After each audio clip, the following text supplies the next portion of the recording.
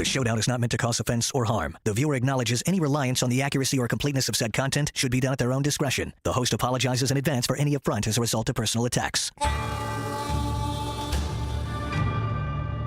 love how over the last 2 days, you hear the phrase, the New York media. Well, we have met the New York media, and he is him. Jon Heyman is here. We're talking Juan Soto, who had comments, and now the reaction to the New York media, which is you. But Jon Heyman did have a column titled, Juan Soto should have kept his comments about Aaron Judge, Mets line of protection, to himself. All right, make your case, Jon Heyman. Oh, well, let me just say this. I'm not the heavy. I'm just playing one on TV here. He's candid. He's cooperative. So I felt a little bad about it. I don't think what I did was unfair. I know it seems to be rare that there's criticism in the paper these days, and I've been such a Juan Soto fan. I think anybody who reads the New York Post or watches us here knows that. And I do appreciate that he was candid and cooperative to our Mike Puma.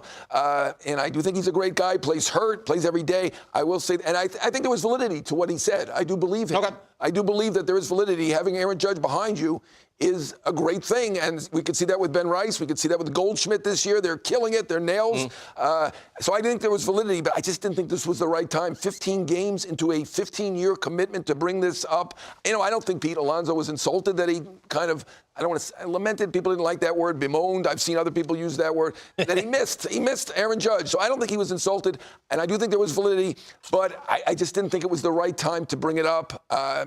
Just say Pete Alonso's great. I'm happy to be here. I hate to tell a guy not to be candid, but but that's what, and unfortunately, but that's what we're teaching him, right? One, you're not a cheerleader. You don't own pom-poms. No. That's not your job, and you write an interesting column. So good. I went to read that. Oh, let's see what you have interesting things to say in a media era where it's becoming more and more vanilla, right? Absolutely. So there's not a lot of pointed criticism. And you were fair, and you said he's a fine man. You didn't say he's a fine ball player. You said he's a fine young man. He's great. He plays every day. He plays hurt. He cares about winning. I mean, you know, that's why I felt a little bad, and particularly because he was cooperative to our guy. And he's saying something. He's actually saying something to Mike Puma. There was validity, but can I show you the validity? This is he has a point. Take a look at some numbers here. This happened to him in San Diego when he also had a very good lineup. But take a look at some of the numbers that we have here as to how often he is seeing a strike. He's actually not seeing strikes the way he used to. And by the way, he said, look, I had the best hitter in baseball hitting behind me. That's a fact in Aaron Judge. It's not a disrespect to Pete Alonso. We later talked about Alonso. Alonso's red hot right now. But look at the zone percentage, how often he is swinging the bat, his plate discipline. Now, he is not swinging as much as he did last year. It's gone from 46 to 43. How about in the zone, though? 59 to 53. So he's a little more, I don't hate to say passive, more selective, but meatball swing percentage, all right? It is what you think it is, meaning a meatball in the center of the zone. Actually, he's swinging at that when he gets a fat pitch nearly 86% of the time.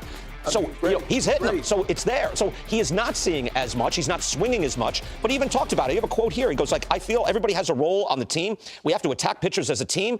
If they don't want to pitch to me, I pass the baton and let everybody and Alonso do his thing. Absolutely. Right? That's a good approach. I mean, he's a great player. He analyzed it perfectly. I think there was validity to it.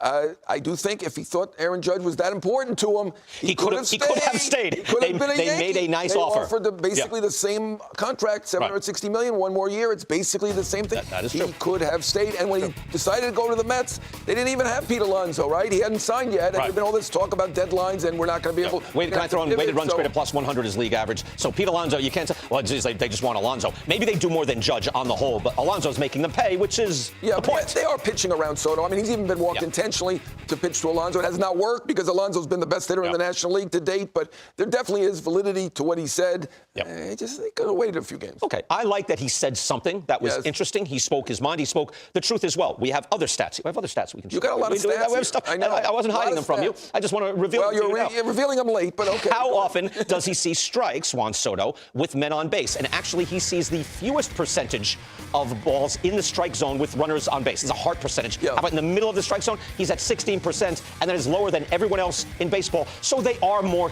pitchers on the whole are most careful with Soto than any other player out there. They absolutely are, and I think the new school is that there's really not going to be protection for a player as great as Juan Soto unless you have Judge or Ohtani batting behind you. And I think this idea of protection is diminished among these new school guys. I mean, Ohtani's the leadoff hitter. Who's he protecting, right? So this is one of the best. Protection is vastly overrated. I wouldn't say it's a myth. Analytic circles, it's been diminished. Soto is so great that really they think the only true protection would be Judge or Ohtani. Or if they're not pitching, Soto has had a 465 on base. If they're not pitching to you, go out and get a 465 on base. You're going to be a very valuable player if you have that, even in and of itself. Right. And I mean, I think he's doing pretty well at this point. I don't even think he needed to say anything. Maybe he feels a little pressure because he did sign the biggest contract. Rob Parker called him Juan Soto yesterday. And I know that Juan is a regular viewer of your show. So he's like, Juan Soto? Yeah, by the way, he has 2 home runs in the last 2 games, doesn't he?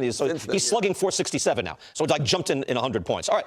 I like that you write interesting stuff. You should write interesting stuff. That's why I paid the extra freight on the post. I feel bad, though, in this environment now, everybody is writing only great, public relations. Everybody can't be great. Everybody's in public relations. Everybody's great. Everybody's great. Not everybody can be great. It's a zero-sum game. He is great, though, but in this one instance, I differ. And I disagree. I like him saying interesting things. This is right up our alley here. The Athletic, Tyler Kepner, New York Times, now with The Athletic, did a poll, 40 executives across Major League Baseball, and the top 10 in baseball. It's Brian Cashman there on the right, Andrew Friedman, Matt Arnold of the Brewers on the left, because the Brewers did quite well, and they should. So this is a poll, not just Tyler Kepner, but Tyler Kepner's poll of 40 executives. It's a great idea. Dodgers, Rays, Brewers, Guardians, way up there, making the most, again, on a budget.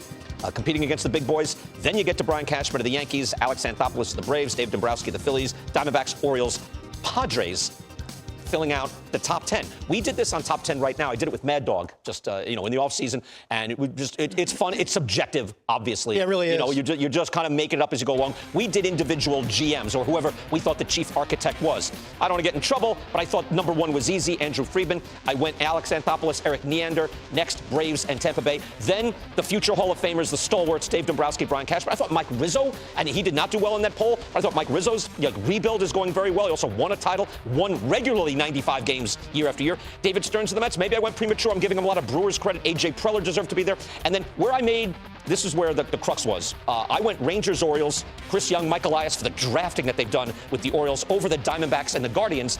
Dan Mad Dog had the Diamondbacks and Guardians in, which made me feel better because I struggled with the end of my list. What do you think? Well, I hate doing these lists. I can tell you that. I love doing these lists. I did a list. That's the difference. I did my top 5. But let me tell you why I struggle with it. I think David Forrest, for an example, in Oakland's one of the best baseball executives in the game. Yes, you're correct. But he's in a situation where no one realizes that he's a great executive. If it was 4 years ago, and he's winning 97, 98, he'd be top 10. I got you, but there's no way he could win those number of games, under the conditions he was trying to compete with. We did top 10 managers. Mark Kotze, I mentioned, he might be a top 10 manager, but we can't put him in the top 10 right now. Yeah. So here you go, Dan. You got a top 5. But I could have, Tampa Bay, Phillies, AJ and what he's done in San Diego, Milwaukee. I could put any of those clubs. You went Mike Hazen, good, right? And Chris I think they've done a great job. I think Chris's consistency year in and year out is outstanding. Alex does a great job, and I think Brian gets penalized because he spends so much money. So everybody else in the industry always goes, well, my gosh, if I had that kind of money to work with, I should be in the top 5. It's not that easy. Right, and you wouldn't be that great for 20 years. Yeah, exactly. Has been, He's a Hall of Famer. I thought, so now I love your top 5, but then you didn't find room in there for Eric Neander of the Rays. You got to get Neander in there somewhere. Well, I didn't. But I know what I'm saying. No, but right. So that's the thing. You got Diamondbacks and Guardians. I feel awful about that. Right. Diamondbacks and Guardians are high up for you. How about you, John? Yeah, first of all, I'm with Dan. I hate doing this, but it's part of the show, so we're going to do it. People accuse me of having an East Coast bias all the time. I don't believe that's true. I probably do have a big market bias. I think I'll cop to that. So I have all big markets here. I don't know how the Mets. David Stearns has done a fantastic job. I think I'm kind of with the crowd with the Dodgers and Braves and the Diamondbacks up there. I think we don't have a situation like we had when I first started doing this job, where we have a GM who's out on the golf course all the time. All these guys are serious. They're all trying to do a good job. Nobody's mentioned the Padres. For my money, last year with what they did, that Soto trade and everything building up, and they cut $90 million and gained an extra 10 wins. I mentioned the Padres. I can't say no. I mentioned the Padres. I mentioned the Padres. By the way, hello. I mentioned the Padres. Well, nobody other than you mentioned the Padres. I have my top 10. I'm with him on Brian Cashman. Over-criticized, unfair. I think the Phillies do a good job. I think the Cubs are doing a good job. That Tucker trade was fantastic. Maybe the best move of the last year. So I think everybody's doing a great job. And the Orioles on I didn't say everyone was doing a great job. Everybody, I can think of one. So who's doing a terrible job? I'm not going to get into there we go. That's how about a bottom? See, a bottom 5? No, we're not doing the bottom 5. No, I don't want to do that. But that you can. I like rewarding excellence, though, and these guys have become, since the Moneyball era and the Dan O'Dowd era, the rock stars of the sport. So, this is it's a competitive business. I like ranking them. We did again. I was glad Mad Dog had some that I didn't have in, and it's just that ownership plays such a role in these rankings that allows the rock stars to be rock stars and other guys maybe not to be rock stars. Right. But 100%. Now, Guardians and Brewers are bottom third payroll, and that's at least being recognized that these guys are getting they've got owners that give them a tremendous amount of freedom within that low payroll to make decisions day in and day out. Good stuff. It's in The Athletic now with Tyler Kepner, who's been on this program before.